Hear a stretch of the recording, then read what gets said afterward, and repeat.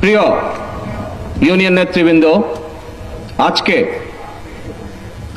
আমরা বৃহত্তর ফরিদপুরের 5টি জেলা এখানে একত্রিত হয়েছি।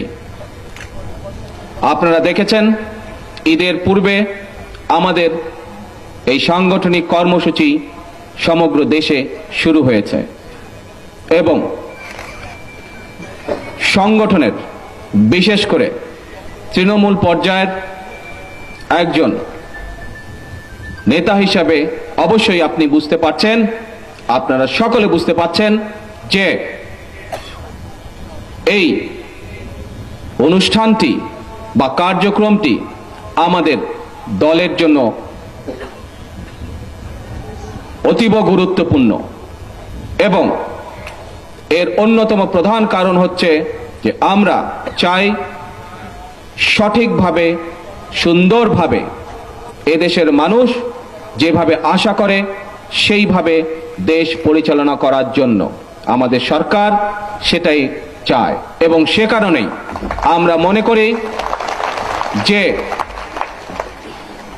যেহেতু আপনাদের দল সরকার পরিচালনা করছে, আপনারা যেহেতু সাধারণ মানুষের সাথে আপনাদের ওঠা বসা, সেই জন্যই আপনাদের মতামত অত্যন্ত গুরুত্বপূর্ণ এবং আজকে এখানে যে সকল বিষয় আলোচনা হবে, যে সকল বিষয় আপনারা পরামর্শ রাখবেন, আমরা আমাদের কেন্দ্রের মাধ্যমে আমরা দলের উচ্চ পর্যায়ে নেতৃবৃন্দকে অবহিত করার মাধ্যমে আমরা চেষ্টা করব সরকার যাতে করে সেই সকল ব্যবস্থাগুলো, সেই সকল বিষয়গুলো সম্পর্কে ব্যবস্থা গ্রহণ করতে পারে। নেতৃবৃন্দ, আমি এর আগের প্রত্যেকটি অনুষ্ঠানে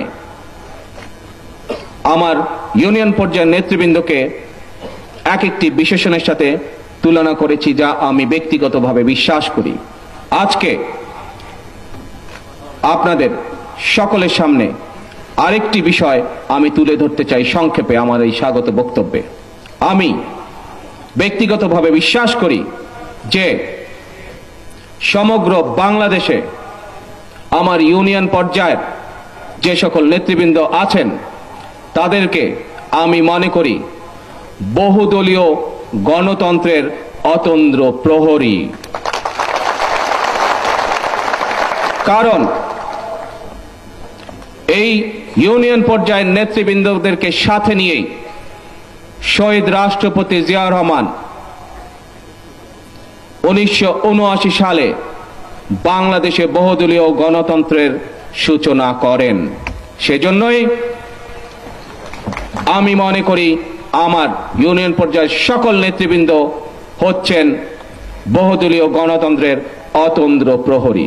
কাজেই আজকে সমগ্র বাংলাদেশে আপনাদের সকলকে নজর রাখতে হবে, চোখ কান খোলা রাখতে হবে, যেন কেউ শহীদ জিয়া সূচিত বহুদলীয় গণতন্ত্র যেটা সূচনা করেছিলেন, শুরু করেছিলেন শহীদ জিয়া, সেই গণতন্ত্র নস্যাৎ করতে না পারে।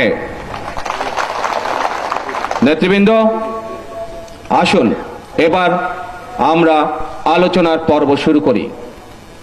আমার অনুরোধ থাকবে যে আপনারা যারা যারা এখানে বক্তব্য রাখবেন তারা প্রত্যেকেই